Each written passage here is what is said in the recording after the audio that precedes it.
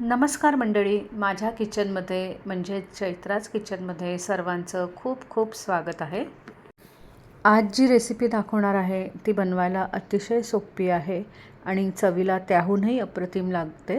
तर आज मी तुम्हाला मखाण्याची खीर कशी बनवायची हे दाखवत आहे. इथे कढईमध्ये मी 1 टेबलस्पून साजूक तूप घेतलेलं आहे आणि त्याच्यामध्ये 2 वाट्या मखाणे घातलेले आहेत. तर गॅस मंद आचेवर ठेवून हे मखाणे 1-2 मिनटं परतून घ्यायचे आहेत. मखाणे परतून झाल्यावर त्याच तुपामध्ये थोडासा सुकामेवा घालून तो 1-2 मिनटं परतून घ्यायचा आहे. मिक्सरच्या भांड्यामध्ये मी सुकामेवा घातलेला आहे. त्याच्यामध्ये मी 4 ते 5 हिरव्या वेलची घातलेल्या आहेत आणि साधारण मूठभर मखाणे बाजूला ठेवून बाकीचे सगळे मखाणे याच्यामध्ये घालून हे थोडंसं जाडसर असं मिक्सरमधनं फिरवून घ्यायचं आहे.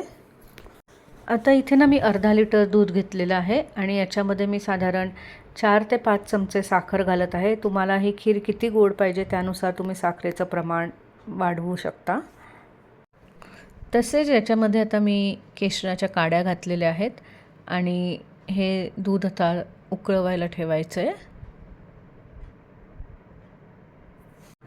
दुधाला तर उकळी आलेली आहे. तर आता याच्यामध्ये वाटून घेतलेले ड्रायफ्रूट आणि मखाण्याचं मिश्रण घालायचं आहे आणि हे छान एकजीव करून घ्यायचं आहे आणि परत याला एक मोठी उकळी आणून द्यायची आहे.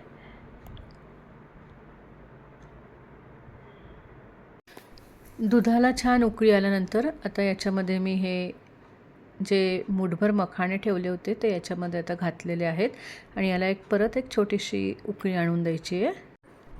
याला आता छान उकळी आलेली आहे. मस्त अशी मखाण्याची खीर तयार झालेली आहे. तर आता मी गॅस बंद करून घेते. मस्त गरमागरम अशी मखाण्याची खीर तयार झालेली आहे. चवीला अप्रतिम लागते आणि बनवायला अतिशय सोपी अशी आहे. ही सर्व करताना मी वरनं थोडेसे बदामाचे काप आणि केशराच्या काड्या घातलेल्या आहेत. ही खीर गरम खाण्यात जशी मजा आहे तशी फ्रीजमध्ये थंड करूनसुद्धा तुम्ही ही खाऊ शकता. तेव्हा ही रेसिपी नक्की करून बघा. धन्यवाद. Bye bye.